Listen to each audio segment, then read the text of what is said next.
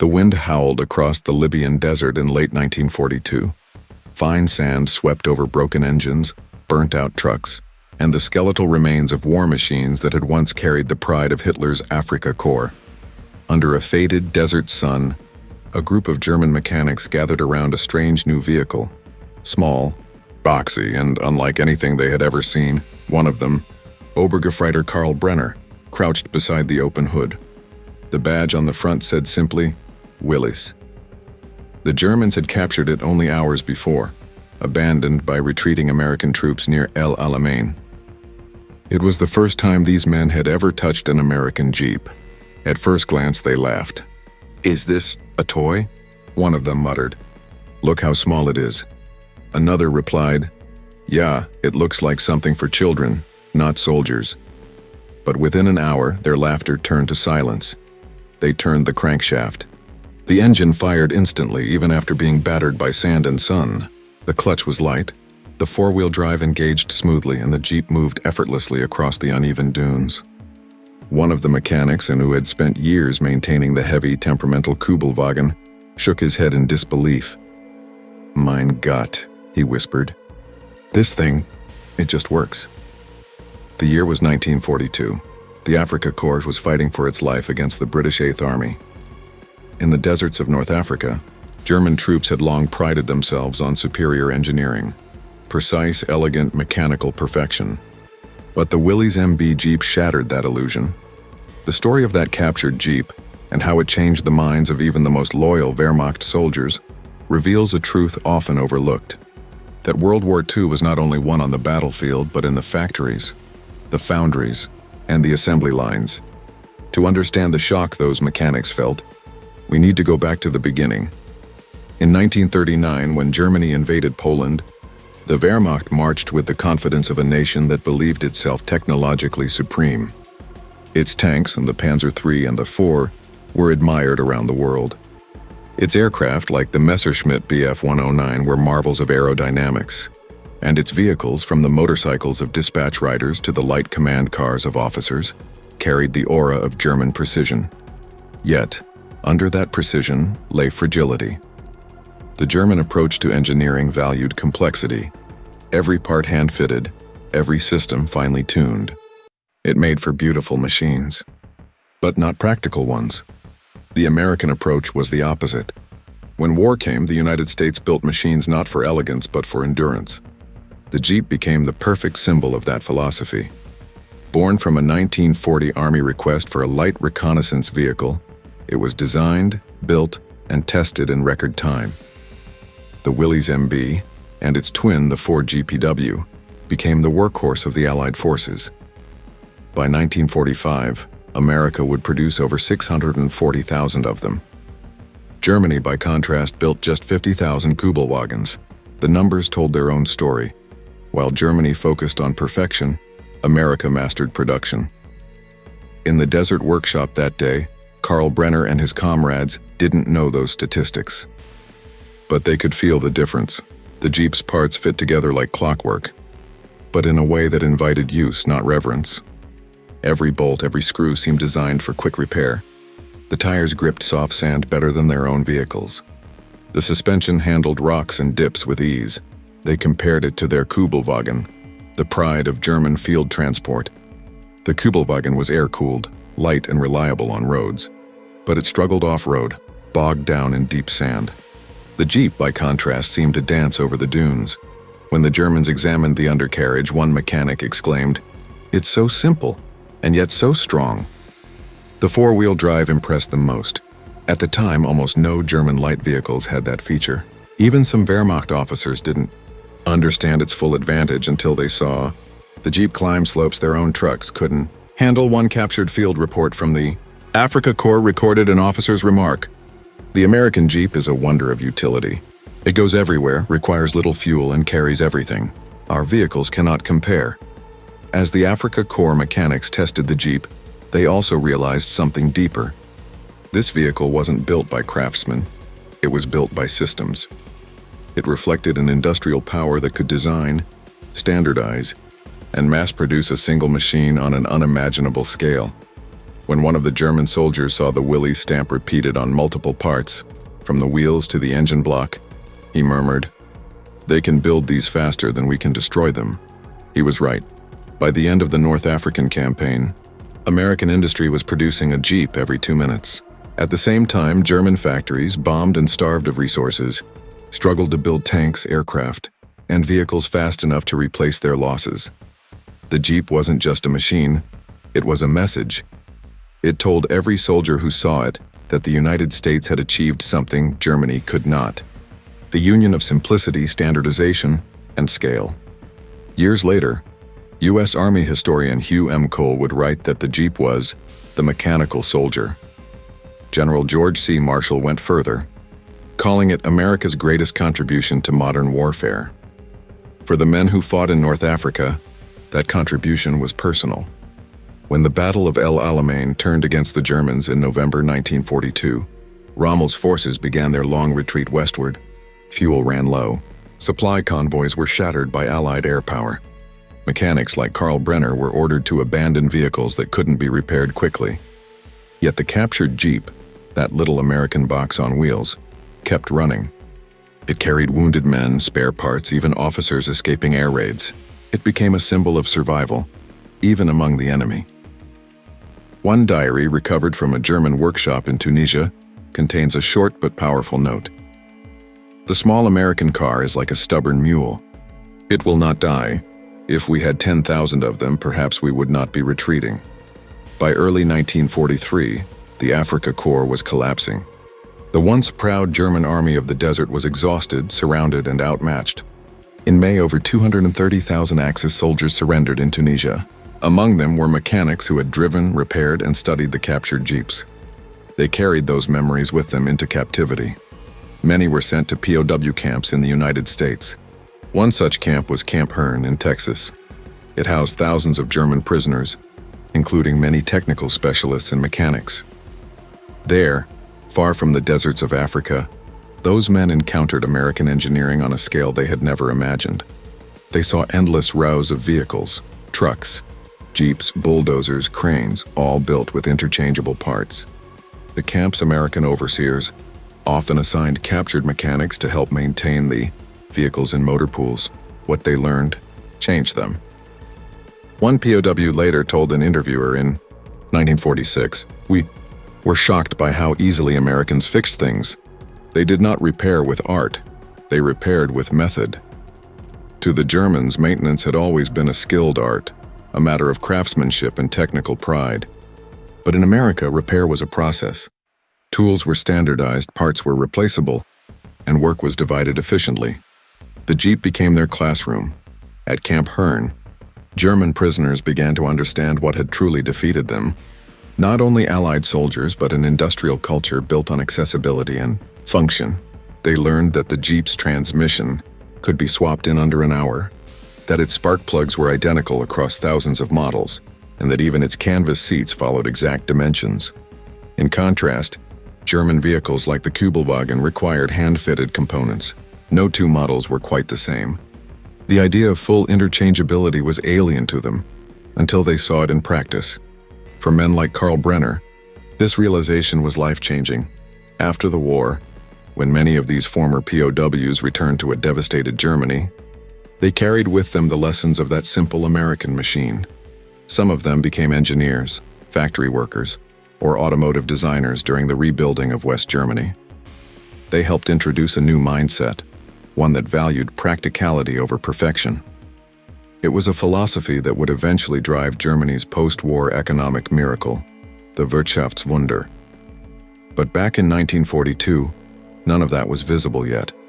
All the mechanics knew was that the little Willys Jeep refused to quit. In the chaos of retreat, some German officers tried to commandeer captured Jeeps. They stripped off American markings, painted them desert tan, and used them for reconnaissance.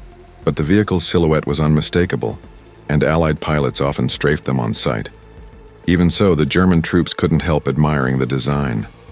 One mechanic described it as the kind of machine a soldier would build if a soldier could build anything. The Jeep's steering was light, its suspension forgiving, and its design intuitive. Soldiers could learn to drive it in minutes. In contrast, German vehicles demanded experience, adjustment, and care. As the Desert War dragged on, reports of captured jeeps circulated among German units. Field notes from the 21st Panzer Division mention frequent use of enemy vehicles due to superior terrain capability. Another report observed, almost bitterly, the American design philosophy favors practicality over elegance. It is effective. To the German High Command, this was not just a technical issue, it was ideological. Nazi propaganda had long claimed that Germany's machinery represented the pinnacle of modernity, while American products were crude, mass-produced imitations. But on the front lines, that illusion was dying fast. When mechanics compared the Jeep to their own vehicles, they realized that America's so-called crudeness was precisely what made its machines unbeatable. Every time the Jeep started after a sandstorm, every time it climbed a dune that their trucks couldn't, the myth of German superiority eroded a little more. It wasn't just about machines, and it was about mindset. The Germans built machines that demanded obedience. The Americans built machines that served the user. That difference, subtle, cultural, yet profound, again would shape the outcome of the war. By late 1942, as Rommel's Afrika Korps withdrew toward Tunisia, even their mechanics began scavenging parts from captured Allied vehicles. They salvaged Jeep engines, radiators, and tires to keep their own vehicles running. Some tried to replicate the Jeep's fuel system or adapt its spare parts. But they couldn't reproduce the secret ingredient, America's industrial scale. In Detroit, Toledo, and Dearborn assembly lines roared day and night. Workers, many of them women, rolled out thousands of identical vehicles each week. Each Jeep shared the same components, built with interchangeable parts that any soldier could replace in the field. In Germany, by contrast, the factories were smaller, their supply chains fragile, their production slow. Skilled machinists still crafted parts by hand. It was artistry, but it could never keep pace with mass production. The Jeep symbolized the American war machine itself, adaptable, reliable, and unstoppable. One U.S. intelligence report from 1943 noted, "Captured German prisoners express admiration for our light vehicles. They report that their own are too delicate for field conditions." It wasn't flattery, it was confession. As the tide of war turned, that confession became widespread. German officers began to study American logistics with a mix of envy and disbelief. They realized that behind every Allied advance was not just courage, but trucks, fuel, and a million little machines that worked without complaint. The Jeep was the smallest of those machines, and perhaps the most important. In later years, when the war was long over, some of those same Afrika Korps veterans would meet again. At a reunion in 1998, one of them, an elderly man with bright eyes and a slow German accent, recalled his first Jeep ride. He laughed softly and said, "We never had vehicles like this. It was humbling." That sentence, spoken more than 50 years after the desert battles, carried the weight of a generation's realization. The Jeep had not just carried soldiers. It had carried a lesson. That power in the modern world came not from perfection, but from production. Back in 1942, as the captured Jeep rolled over the desert one last time, before being seized by advancing British forces, Karl Brenner sat in the driver's seat and thought about what he had seen. He wasn't thinking about Hitler or Rommel or ideology. He was thinking about a simple machine that did its job without complaint, a machine that didn't care about prestige or propaganda, only performance. When he pressed the accelerator, the Jeep surged forward effortlessly. For a moment, he imagined an army made entirely of such vehicles, fast, simple, and unstoppable. Then he looked back at his broken Kugelwagen, stranded in the sand. The contrast said everything. That was the moment when the myth of German engineering superiority began to crumble, not in a factory, not in a laboratory, but in the heart of the desert, under the hands of a mechanic who realized that true genius lies not in complexity, but in simplicity. And somewhere, thousands of miles away, in a factory in Ohio, another Jeep was rolling off the assembly line, ready to take its place in history. The train rattled across the endless plains of Texas, carrying hundreds of weary German prisoners of war. Outside, the land stretched flat and vast, a horizon of freedom they could see but never reach. Inside, the air smelled of dust, sweat, and quiet defeat. Among them sat Karl Brenner, the former Afrika Korps mechanic who had once stared in disbelief at a captured American Jeep in the deserts of Libya. Now he was crossing another desert, this time not of sand but of memory. It was 1943. The war was still raging in Europe, but for these men, it was over. They were prisoners of the United States, the very country whose machines had crushed the dream of the Thousand-Year Reich. As the train slowed near a small town called Herney, Brenner looked out the window. Rows of white barracks came into view, surrounded by barbed wire. Guard towers stood at the corners, each flying the stars and stripes. Camp Hern, a name that would later earn an unusual reputation among German POWs. To them, it was the camp where they met not cruelty but efficiency, and where they learned lessons no propaganda could teach. Inside the camp, life followed a rhythm: roll calls, meals, work assignments. The prisoners built furniture, cleaned, repaired engines. Some were sent to local farms under guard. Others, like Brenner, were assigned to the motor pool, where captured German mechanics maintained American vehicles. That's where he saw it again. The same shape, the same stance, the same stubborn little face. A Jeep. Dozens of them, lined up neatly in rows, their olive drab paint gleaming under the Texas sun. American soldiers drove them in and out, hauling supplies, patrolling the perimeter, escorting officers. The sound of their engines became part of the camp's daily music, a hum of order and motion. For Brenner, it was déjà vu. The desert sand was gone, replaced by dust roads. But the feeling was the same: admiration mixed with disbelief. One morning, an American sergeant tossed him a rag and pointed to a Jeep with a leaking radiator. "Fix it." "Kraut," the sergeant said casually, not unkindly. "Parts are in the shed." Brenner saluted awkwardly, an instinct he couldn't shake, and walked toward the vehicle. Inside the shed, he found shelves packed with spare parts, each one neatly labeled: spark plugs, gaskets, belts, filters. Every part fit every Jeep. It was like a revelation. He turned a wrench, removed a bolt, and smiled to himself. "Everything fits," he whispered. "Every single time." It was a small thing, but to him it was genius. In the following months, Brenner and the other German mechanics worked side by side with American engineers. Communication was broken. Half English, half German, mixed with gestures. But the machines spoke a universal language. He learned that American workshops didn't value perfection. They valued speed and standardization. The men used checklists instead of instinct. They swapped parts, not stories. They trusted process over pride. One day, Brenner asked a young American corporal, "Why do you not make each part perfect?" The corporal grinned. "Because we don't have time to make perfect. We make enough. That's how we win." That answer stayed with him for the rest of his life. At night, in the barracks, the German prisoners talked quietly about what they'd seen. One man said, "They fixed 10 trucks while we are still polishing one carburetor." Another added, "Their factories must be enormous. Everything is ready-made." A third sighed, "Maybe that is their real weapon." They were beginning to understand what had defeated them. Not just soldiers, not even strategy, but production. In the desert, they had admired the Jeep's durability. In captivity, they came to respect its philosophy. American officers noticed this too. Many of them wrote in their reports that the German POWs showed unexpected curiosity about American mechanical systems.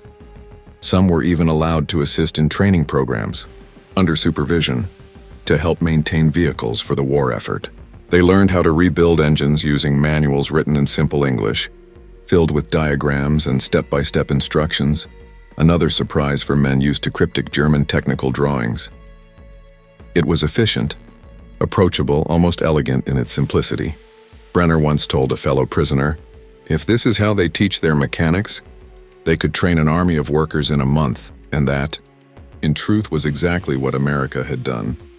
Back in Germany, by late 1944, the war was collapsing. Allied bombers reduced cities to ruins. Factories stood in rubble. The once proud Luftwaffe was nearly grounded. The Wehrmacht fought on stubbornly, But the machine that had powered Hitler's empire was broken. When news of the surrender reached Camp Herne in May 1945, many prisoners simply sat in silence. The war that had defined their lives was over. Some wept. Others prayed. Brenner, sitting beside a Jeep he had just finished tuning, felt only exhaustion. He placed his hand on the hood warm from the Texas sun and whispered, "Perhaps this little car has taught us more than any general ever did." After the war, the United States faced the question of what to do with millions of German prisoners. Many were gradually repatriated over the next 2 years. When Brenner boarded the ship home in 1946, he carried almost nothing, just a small notebook filled with sketches of engines and notes in both German and English. On the first page, he had written, "Keep it simple, make it work, build many." Germany in 1946 was a graveyard. Cities lay in ashes. Roads were cratered. Trains lay overturned on shattered tracks. There was no oil, no electricity, no food. The once great factories of Stuttgart, Essen, and Hamburg stood silent, their machines rusting in the rain. For men like Karl Brenner, there was nothing to go back to, except the hope of rebuilding. He found work sweeping floors at a small workshop in Kassel. The owner, a former army engineer, was trying to repair bicycles and old trucks to earn food rations. One day, Brenner saw a half-destroyed Kubelwagen outside and smiled faintly. He remembered the Jeep. He told the owner, "We can fix this, but we must do it the American way." The man frowned. "What do you mean?" "Standard parts. Easy repair. No show. Just function." At first, the idea seemed laughable. Germany had no factories, no supply chains, no steel. But slowly, as more former POWs returned, the idea spread. The idea of practical engineering. These men had seen how American industry worked. They had seen that quality didn't always mean complexity, that the secret of success was repeatability. They began to rebuild workshops differently, with processes, templates, and interchangeable tools. From these small efforts came the first wave of Germany's industrial recovery. In 1947, as part of the Marshall Plan, American aid began flowing into Western Europe. Along with food and materials came advisors, engineers, and equipment. Many of them introduced standardized American systems, from logistics management to mechanical training. And among the German engineers who adapted most quickly were the former POW mechanics, men like Brenner, who had already lived inside the American system. They became the quiet bridge between two worlds, the old Europe of craftsmanship and the new world of mass production. At a trade workshop in 1948, Brenner presented his small team's rebuilt engine design, inspired directly by the Jeep's four-cylinder layout. It wasn't pretty, but it worked reliably under rough conditions. When an American observer visited and asked where he had learned this approach, Brenner smiled and said, "In your country, in a place called Camp Herne." The man laughed, not realizing how serious he was. But that moment symbolized something greater, how the tools of war had become lessons for peace. The next decade transformed West Germany. Factories reopened. Roads were rebuilt. A new car company, Volkswagen, rose from the ashes, perfecting a vehicle that shared the Jeep's philosophy. Simple, sturdy, and affordable. Brenner didn't design the Beetle, but he recognized its spirit instantly. He once told a friend, "It's the German Jeep, but for peace." By the mid-1950s, West Germany's economy was booming. American observers marveled at the speed of recovery, calling it the Wirtschaftswunder, the economic miracle. Behind that miracle were thousands of small innovations born from lessons learned in captivity, in workshops, and from the machines that once belonged to their enemy. In 1953, a U.S. journalist visited West Germany to write about industrial reconstruction. He interviewed a former POW engineer who said, "When I was captured, I thought we were the best engineers in the world. Then I worked on American vehicles. I realized we had been designing for pride, not for people." That sentiment echoed through factories, universities, and even government offices. The old obsession with perfection gave way to practicality. German products became not only precise, but efficient, combining the best of both philosophies. The Jeep's influence, though rarely mentioned, lingered everywhere. In the assembly lines, the modular designs, the obsession with function. Meanwhile, in the United States, the Jeep had become an icon of freedom, its rugged design now used by farmers, explorers, and civilians. The same vehicle that once rolled through the sands of Africa now bounced along American dirt roads, carrying families instead of soldiers. In magazines and documentaries, it was celebrated as the machine that won the war. But few people realized that it had also helped win the peace, not by firepower, but by inspiration. In 1960, Karl Brenner, now in his 40s, visited a small American cultural exhibition in Bonn. There, parked among the displays, was a restored Willys MB Jeep. He walked around it slowly, tracing the edges of the hood with his hand. The paint was new, but everything else, the shape, the bolts, the smell of oil, and was exactly as he remembered. A young German boy stood beside him, wide-eyed. "Did you ever see one of these during the war?" the boy asked. Brenner smiled gently. "Yes, it was my first American teacher. Decades passed. The world changed. The Cold War divided Europe, but the lessons of industrial cooperation endured." By the 1980s, Germany had become one of the most efficient manufacturing nations on Earth, a paradox born from defeat. Brenner retired from engineering in 1982. He spent his later years quietly, often repairing old cars in his garage, mostly simple, boxy vehicles that reminded him of that first Jeep. He kept a small model of a Willys on his desk. Its paint had faded, but its message remained bright. In 1998, a reunion of former Afrika Korps veterans was held in Munich. Most were old men now. Some walked with canes, others arrived in wheelchairs. The conversations were nostalgic, sometimes proud, often regretful. During one discussion, a British journalist asked a question that silenced the room. "What was the best vehicle you ever used during the war?" The men exchanged glances. For a moment there was laughter, talk of Tigers, Panzers, and half-tracks. Then someone in the back raised his hand. It was Karl Brenner. He stood slowly, his voice thin but clear. "The best vehicle," he said, "was one we never built." The room went quiet. "The American Jeep," he continued. "It was simple. It was reliable. It was honest. We never had vehicles like it." His words hung in the air, not as admiration, but as acknowledgement. They all knew he was right. In that single statement lay the story of an entire generation. Men raised to believe in the myth of superiority, humbled by a machine that proved simplicity could be the ultimate sophistication. The Jeep had crossed battlefields, deserts, oceans, and finally hearts. Today, historians still debate what truly decided World War II. Strategy, leadership, courage? Perhaps it was all those things. But for those who lived it, the answer was often simpler. It was about who could build faster, repair faster, move faster, who could keep fighting when everything else broke down. In that sense, the Jeep was more than a vehicle. It was the embodiment of a nation's philosophy, strength through practicality.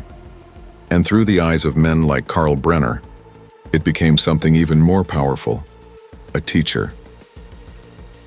The old mechanic passed away in 2001 in a quiet village near Frankfurt. Among his belongings, his family found that same notebook he had kept since the war. On the last page, written in faded ink, were just 4 words: "Keep it simple, always."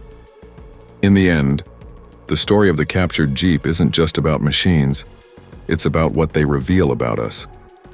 The Germans built for perfection, the Americans built for purpose, and somewhere in between those two worlds, a small, box-shaped vehicle rolled through history, teaching the defeated how to rebuild, and reminding the victors why they won. Because sometimes, the greatest lessons of war are not learned from victory, but from what you choose to admire in your enemy. In the deserts of Africa, a Jeep carried soldiers. In the camps of Texas, it carried lessons, and in the factories of a rebuilt Germany, it carried the spirit of a new beginning.